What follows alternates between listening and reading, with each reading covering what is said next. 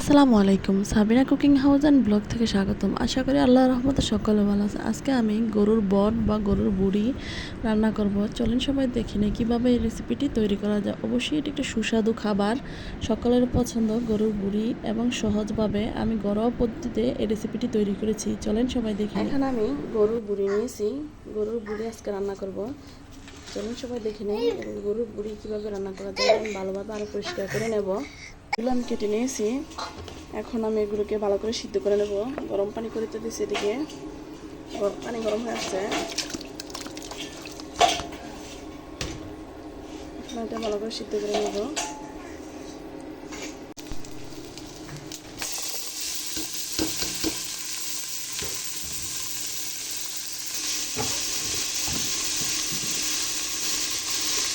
পানি রাখি।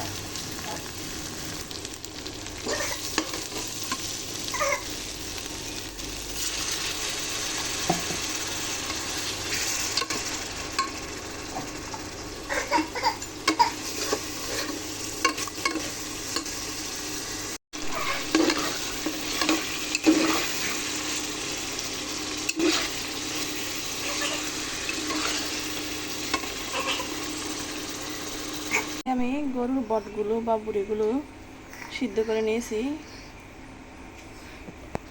এদিকে আমার মশলা কষিয়ে চলে আসছে। এবার আমি গরুর বট বা বুড়িটা দিয়ে দেবো।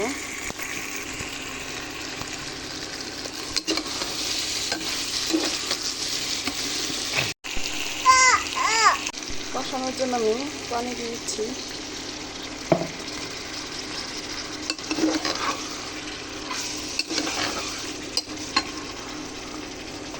এদিকে আমি ঢাকনাটা ঢেকে দিয়েছি।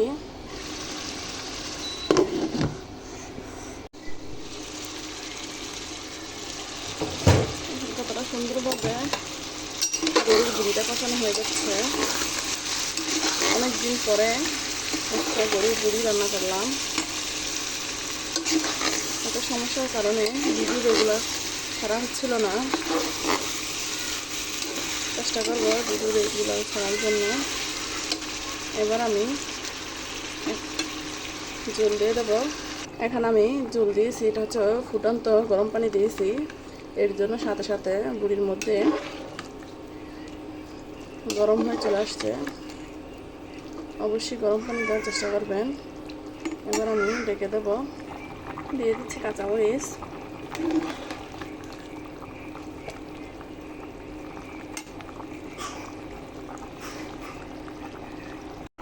দিয়ে দিচ্ছি গরম মশলার গুঁড়ি,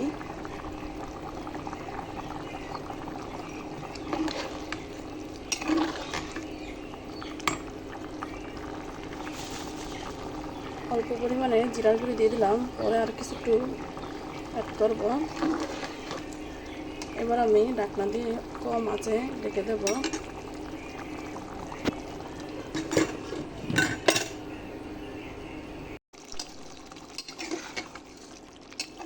আমার রান্না প্রায় শেষের দিকে। দেখেন কতটা সুন্দর ও লোভনীয় হয়েছে গরুর বুড়ি বা বট রান্না রেসিপিটি। অবশ্যই সকলের পছন্দ হবে রেসিপিটি। অবশ্যই আপনারা বাসায় ট্রাই করবেন। সকলের জন্য দোয়া রইল। ফি আমানিল্লাহ। আল্লাহ হাফেজ।